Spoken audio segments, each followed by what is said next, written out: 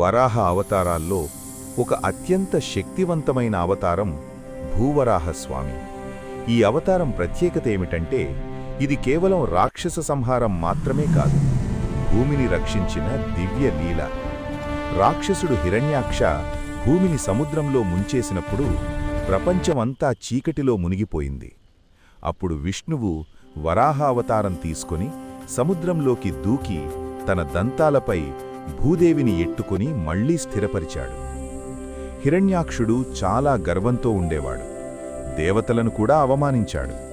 భూవరాహస్వామి అతన్ని సంహరించడం ద్వారా భూమి సముద్రంలో మునిగిపోయినప్పుడు ఎక్కడ చూసినా చీకటి మాత్రమే.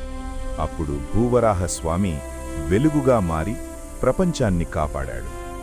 భూవరాహస్వామిని పూజిస్తే భూమి సంబంధిత సమస్యలు తొలగుతాయి, శాంతి ఐశ్వర్యం కలుగుతుంది, కుటుంబంలో స్థిరత్వం వస్తుంది.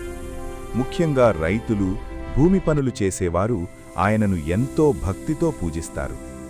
ఆంధ్రప్రదేశ్లోని సింహాచలం టెంపుల్లో భూవరాహ లక్ష్మీనరసింహస్వామి చాలా ప్రసిద్ధి. ఇక్కడ స్వామి వరాహ ప్లస్ నరసింహ రూపంలో దర్శనమిస్తాడు. ఈ దేవాలయ దర్శనం చాలా పుణ్యఫలితాన్నిస్తుంది. ఇలాంటి మరిన్ని వీడియోస్ కోసం మా ఛానల్ని సబ్స్క్రైబ్ చేసి లైక్ చేయండి, షేర్ చేయండి.